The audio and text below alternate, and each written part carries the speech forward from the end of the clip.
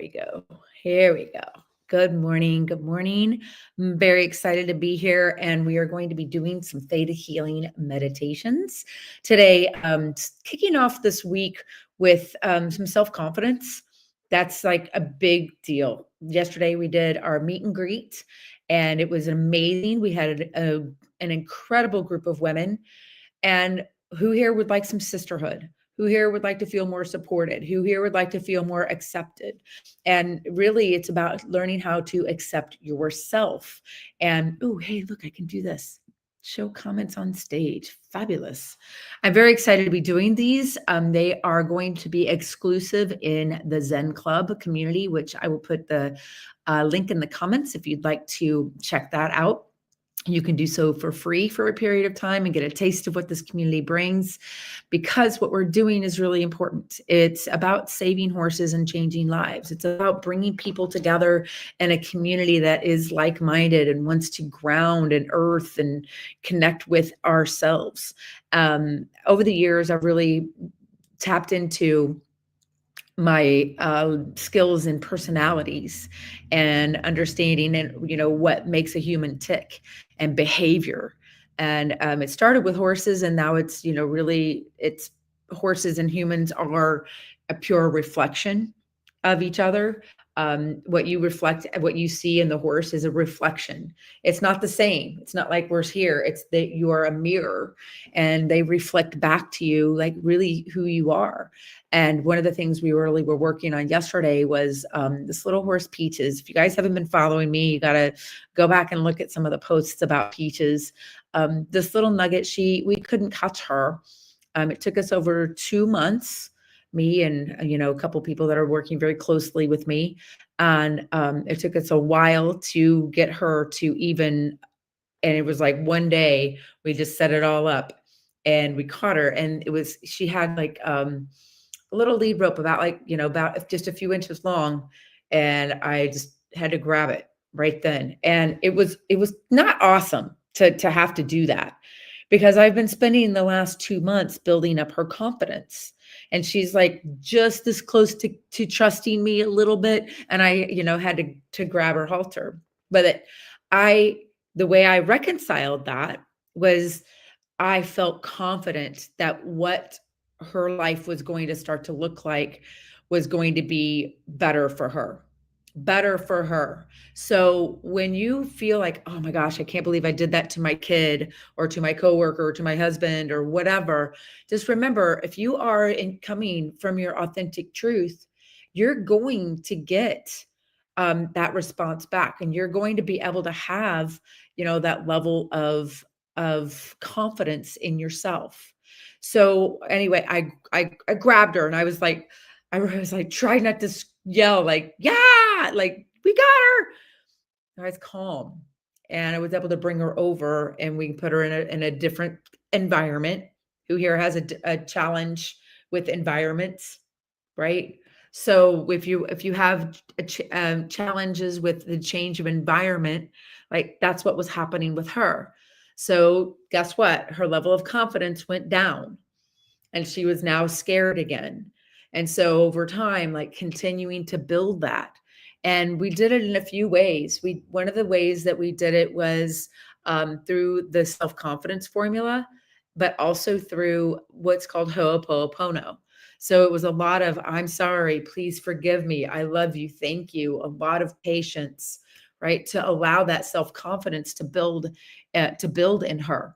And I like to say, someone can believe in you more than you believe in yourself, but they can't want it more for you than you want it. No, they can't want it. You can't want something for someone else more than they want it. Interesting that Christmas is coming up. When you think about gift giving, it's like, are you buying that gift because that's what you think they'll like?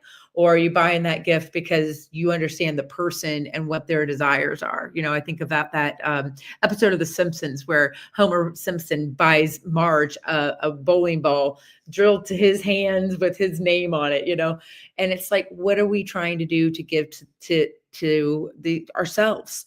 And so we went and we got Peaches, and we were able to get her, and she's calmer. And we've had to have some tough love kind of situations to break through these patterns. And the story that she has that humans suck. And I don't blame her. She's had, golf carts chased her. She had a life that, and I don't really want to, I shouldn't even talk about what actually happened because it's just a mad lib, something, insert whatever it is, your story here. And then you experienced a trauma. What generally happens is that we tend to judge um, our acceptability or the permissions that we give ourselves to live in our story based on the severity of the trauma. Like if it's a bad story, then it is totally understandable that she's going through X, Y, and Z. But I love what Jesse Itzler says. Him and Chad Wright are doing a 100-mile race, and he's like, just do not give your pain a voice. And so that was what was happening with little Peaches on Saturday, is that I was like, no, little one, no more. There, under no circumstances are you going to need to feel this way. Right. And so we would interrupt the pattern anytime she would act on those feelings. And it would be like her taking a record and scratching it. Right. So we'd interrupt that pattern. And then once you stop smoking, you have to replace it with something else. So we replaced it with touching her gently on her butt, on her hind end. So when you're coming off of adrenaline and you're with whomever, you get that hug, right? And you kind of trauma bond, or once you have your breakthrough or get to the other side of it, right? So when she would kind of start coming off of that adrenaline and come down and relax, I would just anchor her on her hind end. And that was the place where she was like, she wasn't really sure about us touching her back there. And, it's not about getting her any force in there. It was, she would go into her pattern. You would put your hand too close and she would get worried and she'd snap into her story. And we got to interrupt that. Kind of like the lady on the plane that's like, we're all going to die. Just a little bit like, no, depending on the severity of the connection that she has to her trauma. Because it's not about the trauma. The trauma's gone. It's done. It happened. It's over. Rafiki, that was yesterday. But the severity of the trauma and the emotional state that you're in when you're experiencing the trauma will dictate how deep the neurofilaments in your brain go, how hardwired you become as a result of that experience, right? Now, you can never have the experience. You can't unring the bell, so to speak. But you can work on yourself to make sure that you're building your confidence in your judgment around these sort of experiences going forward and having better discernment on who to trust. Because now Peaches is going, well, wait a minute. The acting irrational is not an option anymore. Standing calmly is the option. Now what? And she's like, oh, she's standing calmly. She's just holding space, me, for her.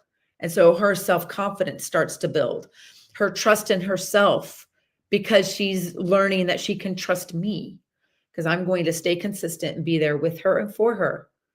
Wouldn't you like to be in a relationship like that? So I'm going to hop over to the Zen Club community. It's my private community.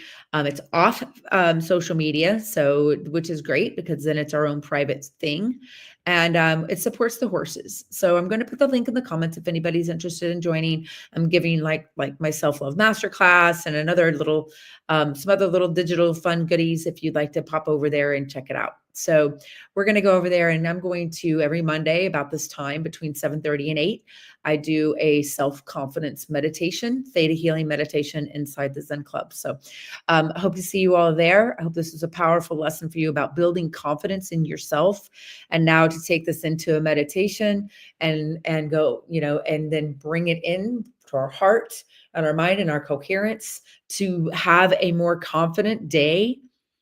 Like, I want to confidently, they didn't say unconfidently or unboldly go where no man has gone before. If you're a Star Trek fan, it's like we went boldly to where no man has gone before. And that's how no man or woman or individual has gone through this day, Monday, November 24th, 2025. No one has gone through this day. So boldly go through this day. Be confident in who you are and come over to the Zen Club and join me. We'll do the meditations together. All right, you all. You know what I always say at the end of my videos? Believe in yourself. It will change your life. All right. Hope to see you there. Bye.